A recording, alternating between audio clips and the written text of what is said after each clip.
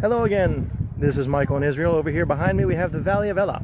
This is the area where David fought Goliath. Right over here, if you can kind of sort of see it, it's way back there in the background. That is possibly the area, the settlement, the ruins basically, of, again, potentially where Saul was, where his camp was. And over on this side here, hold on, just make sure I get my bearings here. Over on this side is where the Philistines were. And of course, you know the story, 1 Samuel 17. Excuse me, both were camped on each side. They went down the valley.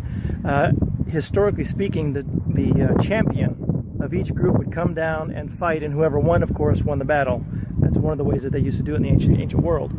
But of course, we know the story again. David comes up with cheese and bread to give to his brothers who were there in the battle, finds out what's going on. You know, no one's going down there, no one wants to fight.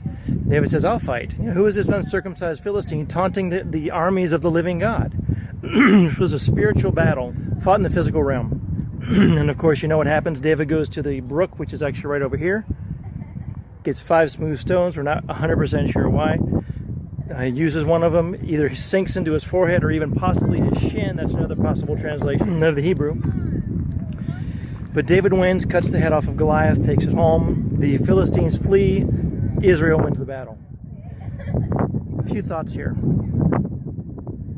One, the battle is the Lord's. We all face difficulties, physical difficulties. A spiritual battle is also real.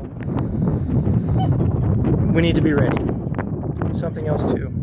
David was prepared. Of course, beforehand he had fought a bear, fought a lion. Are we prepared to fight the spiritual battles? Another thing too is fear. The Israelite army was fearful.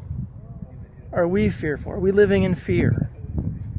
Or are we submitting to God and doing things for His glory, doing things for His name? Because that's what David did. You know, in the name of the Lord, I'm going to do this. So are we living in fear? Are we living in faith?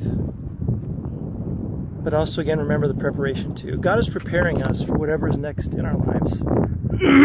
The steps of faith we take now, the battles we face now, are the things He's using to prepare us for the future. No, I'm not going to talk about the giants in your life. That has nothing to do with the account whatsoever. That's forced upon the text, sorry to say, but a lot of people will use it for that, and they misuse it, misapply it, and misinterpret it for that. Because God is the one who fights our battles. God is the one who goes before us, as He did with Israel. So my challenge, my encouragement, be prepared. Don't let fear overrun your faith.